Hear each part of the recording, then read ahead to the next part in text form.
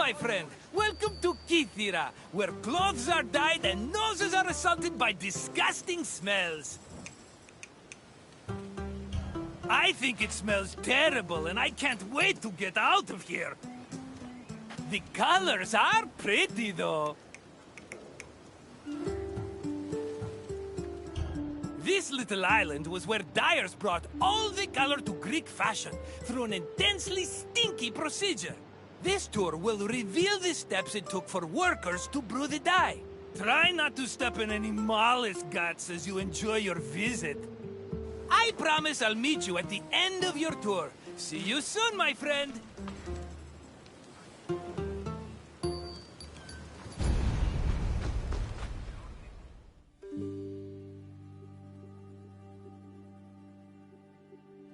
In Greece, fabric and clothing were colored using natural dyes from shellfish, insects, and plants. Skilled craftsmen across the Greek world extracted dyes from these sources and combined them with other substances to create a variety of colors. The dyeing process supposedly produced incredibly pungent smells, and ancient writers would often comment on the stink in their works.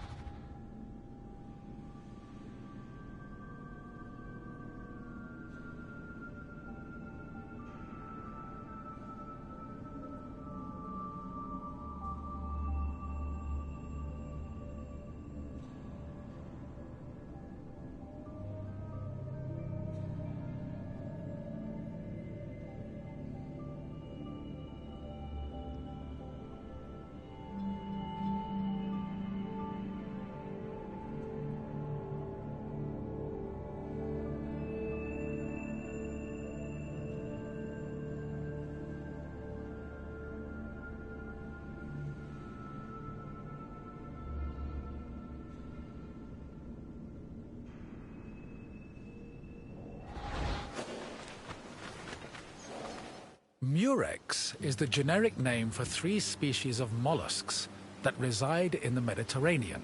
The substance they secrete was used by craftsmen to create the most expensive dyes in the ancient world, the most famous of which was Tyrian purple. Fishing techniques varied depending on the type of mollusk. In shallow waters, fishermen could simply dive and catch the mollusks, but they set traps if the water was too deep. Being carnivorous, murex were often lured using dead animal flesh as bait. It was imperative that the mollusks be captured alive, as they only secreted the precious purple liquid needed for dyes upon death.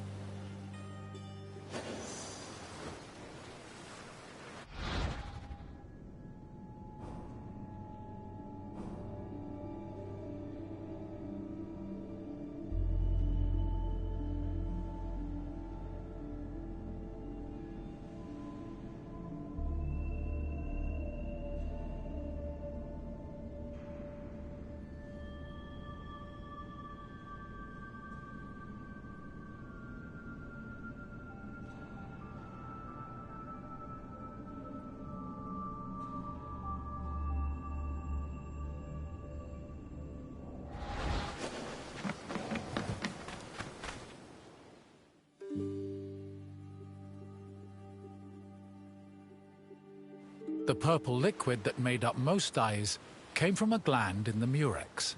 To collect it, workers would either crack open the mollusk's shell with a knife, or if it was smaller, crush it with a stone. Each mollusk only produced a small amount of liquid, and thousands of them were needed to produce even a gram of the substance. Because of this, captured mollusks were usually kept alive in seawater immersed baskets until enough had accumulated to produce a satisfactory amount of dye.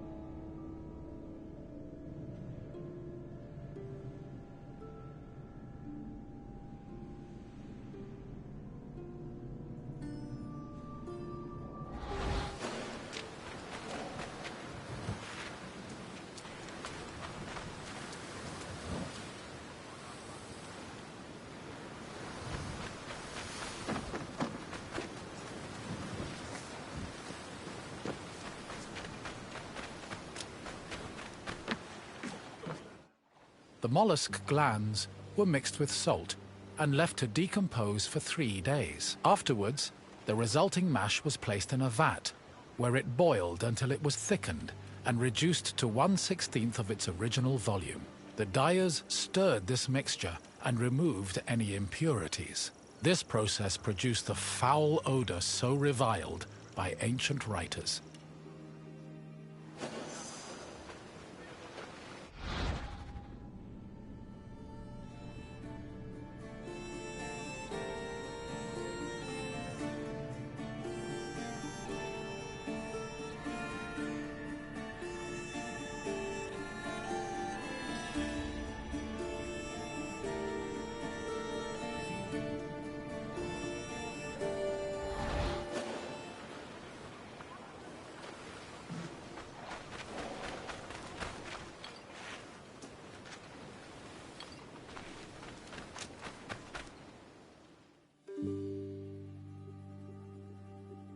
Dyers checked the hue of the purple liquid by dipping in raw wool.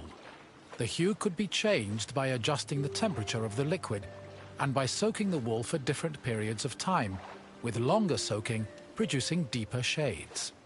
The wool was dyed once before spinning and again before weaving to ensure it maintained its color. While Murex purple dyed wool easily, it did not adhere as well to other fabrics, such as linen.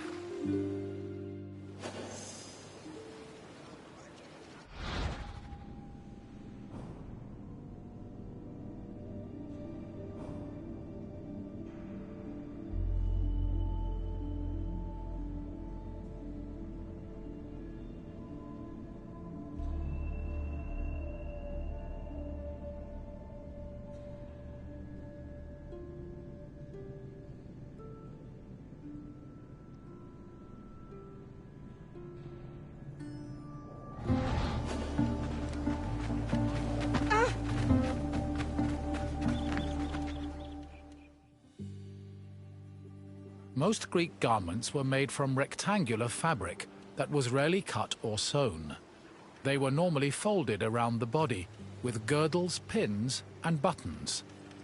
Dyeing served to give the garments a more unique style. Decorations were also widely used, and were either woven or painted on. They depicted things like animals, human figures, and mythological scenes.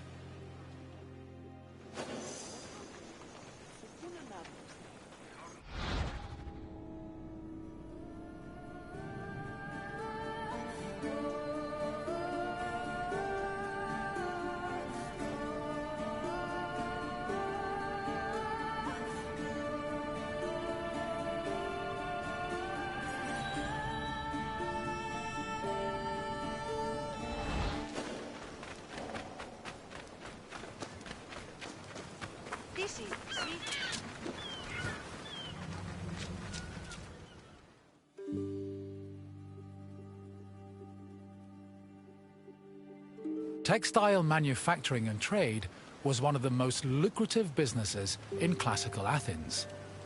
Textiles were made of either wool or linen, with wool being the most common. Women produced the garments worn in domestic life, although some men ran professional workshops that fulfilled the same need. Other textiles were made by slaves and laborers under the supervision of master weavers, fullers, and dyers.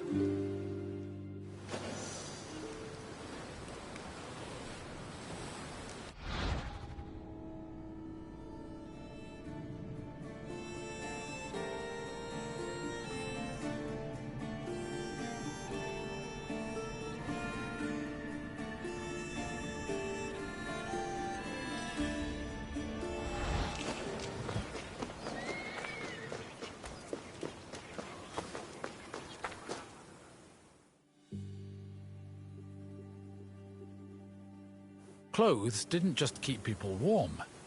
They were used as a way to communicate social identities like gender, status, and ethnicity. These could be expressed through garments and accessories, but also jewelry, hairstyles, perfumes, and cosmetics. Wealthy Greeks usually had garments of the highest quality, and all their accessories were decorated with gold, silver, or gemstones.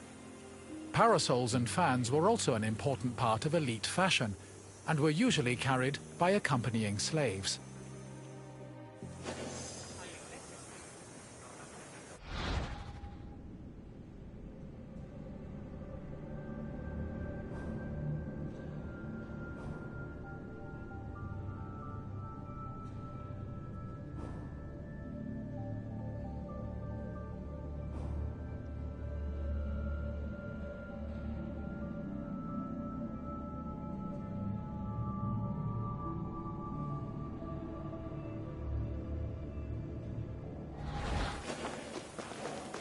Τι συνέβη μόλις?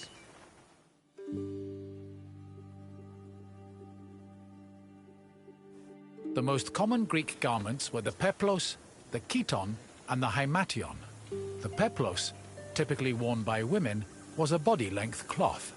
It was folded back on itself and worn draped over the body and pinned over the shoulders.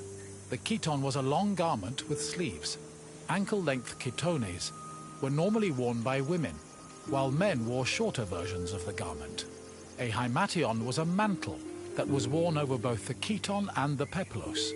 Outside of daily life, there were also specialized clothes worn only in exceptional situations like weddings and religious ceremonies.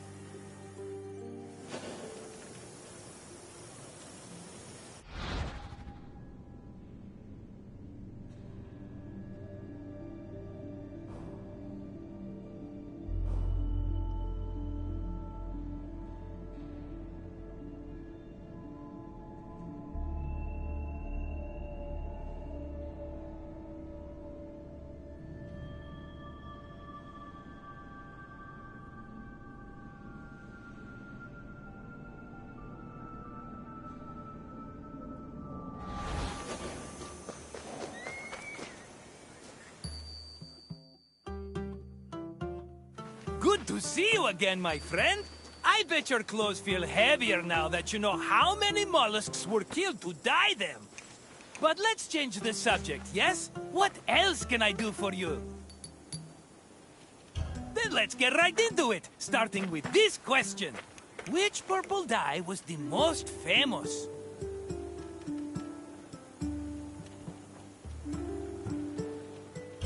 Yes, the purple created from murex secretions was one of the most expensive and well-known dyes in the world.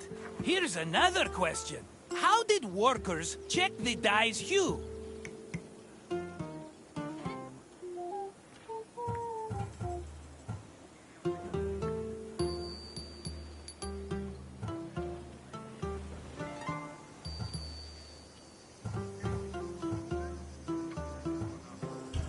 Correct! Workers dip wool into the mixture to gauge the exact hue of the dye.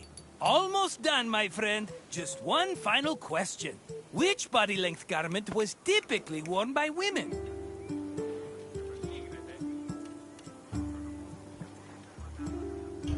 Correct! A peplos was a body-length cloth that a woman draped over her body and pinned around her shoulders. I had no idea you were so knowledgeable about fashion, but look at you. I should have known from what you're wearing.